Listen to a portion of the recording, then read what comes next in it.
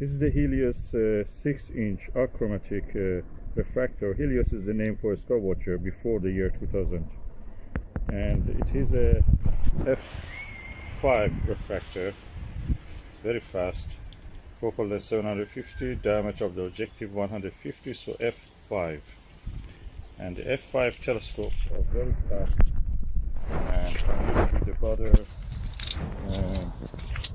diagonal and a 28mm Skywatcher eyepiece 2-inch. The objective is 150 centimeter. It was the biggest you can easily use and handle as one person on a normal mount. Anything bigger will be really cumbersome and needs a very specialized mount. The mount for this telescope I'm using is a Alt-Azimuth mount. This is SkyTee-2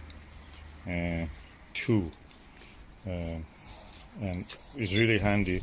The tripod is a Celestron Omni 127 XLT equal to EQ5, and I can put one here, another one here if I don't use this counterweight. This is the view through the 28mm eyepiece. I'm looking at the moon. It's a crescent moon, so it's a second or third day of the lunar phase. The age of the moon is 3 days or 2 days, probably 3 days mostly. And so I'm looking at the daylight and into the crescent moon, and you can see the clouds are coming and passing.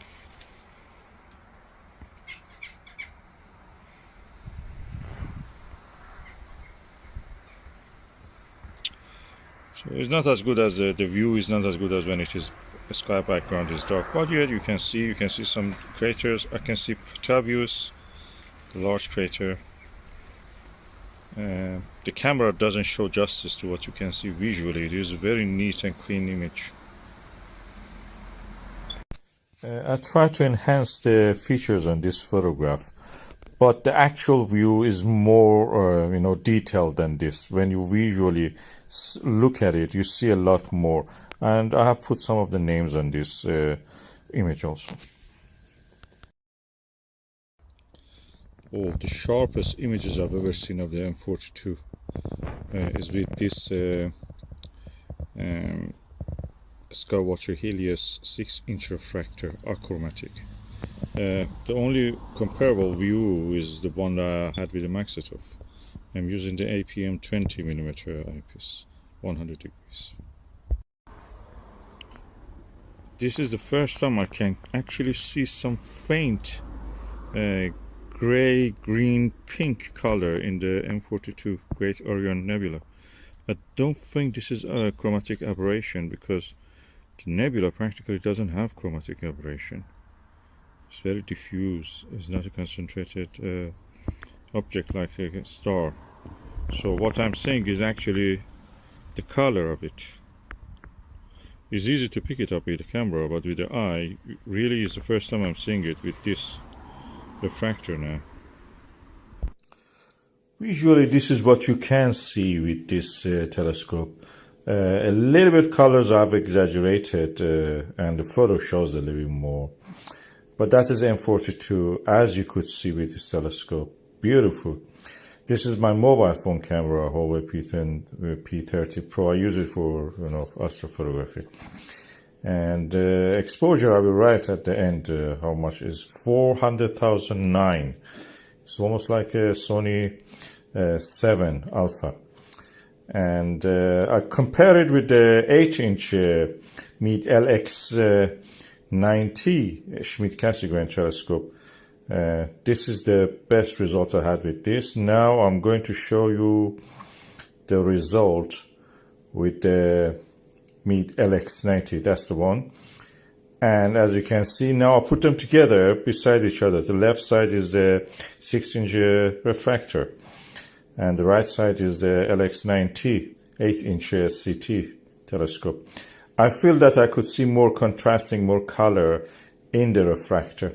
Also, I photographed and I could see the M1 Crab Nebula, the supernova remnant in the constellation. That's a Zeta Tauri, the brightest star to the right side, lower part of, and the M1 is to the top side in the left. It was amazing. I could photograph it even with the with my mobile phone. And this is a really good result. I'm happy with the results I got.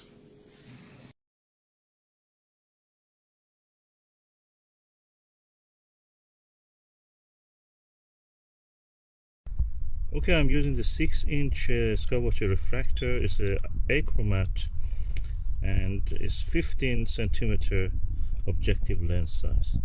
It's elegant. The purity of the image is amazing.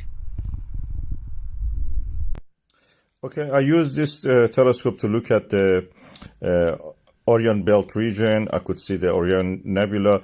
The lens is very good. 15 centimeter of the lens, objective lens. A doublet is well baffled also inside the tube, so stray light from external sources cannot really bother you too much.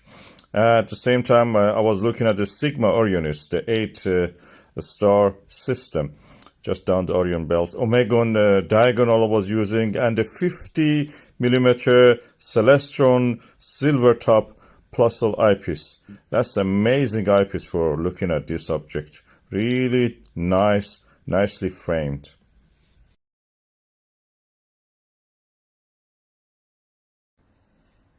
The two brighter members of the low triplet, those M65 and M66, they're very clear and visible.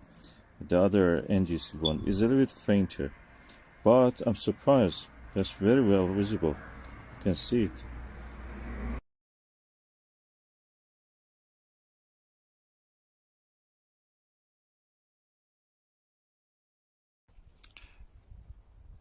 I am now looking at the M51 and its companion through this 6-inch refractor Skywatcher, and it's beautiful.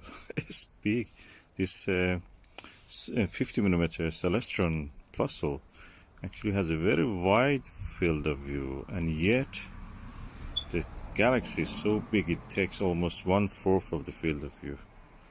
1/5, I should say. Yes, it's very visible, extended object, brighter than any member in the Lowe's triplet.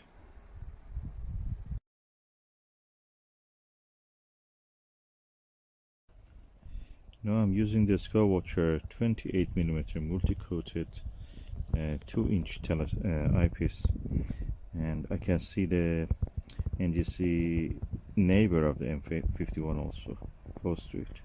They're all surrounded with a halo around them. It's beautiful. It's one of the most beautiful scenes I've seen. This is a good eyepiece also. 28mm is the optimum. Maybe I will get the Skywatcher, latest Skywatcher 82 degrees also, Nirvana. It's all sold. You cannot find it. Anybody who bought it, just lucky. Is 1/5 of the oh no, 1/3 of the price of a Teleview Nagler 31mm tape 5. And yet it delivers as good as that, and a little bit even better, because 28mm is 3mm less and gives a darker, contrastier background.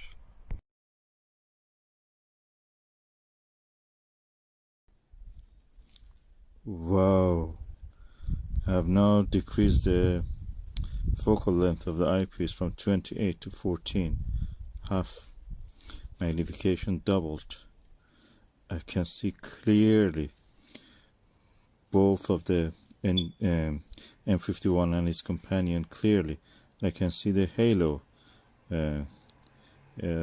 shadow of the halo of a spiral arms of the M51 going toward the companion.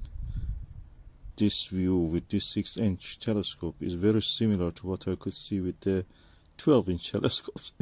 It punches above its weight. This is equal to double its aperture in the Newtonian. It's a refractor.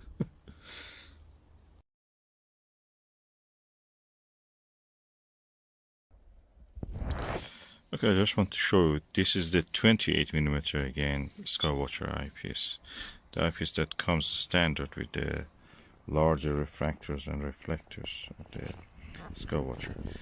And setting is this bright street light. And it's despite that I can see the Crab Nebula M1 with this. The sky is so bright, almost orange. But I can't with this see the M1. I found the Zeta Tauris and M1 was just there. So beautiful.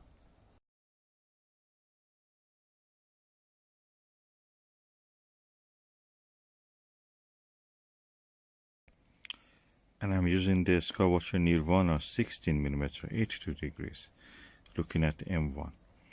The details, the base and the slight filaments I can see in the Crab Nebula. This is a supernova remnant. At the center of it is a neutron star, of course invisible to us at this magnitude. It's magnitude 16, I think. Yet I can see details that I only could see in a reflector, Newtonian, Dobsonian, twice the size of this 6-inch refractor telescope. So this 6-inch shows me the details I could see with the 12-inch reflector. It's so elegant.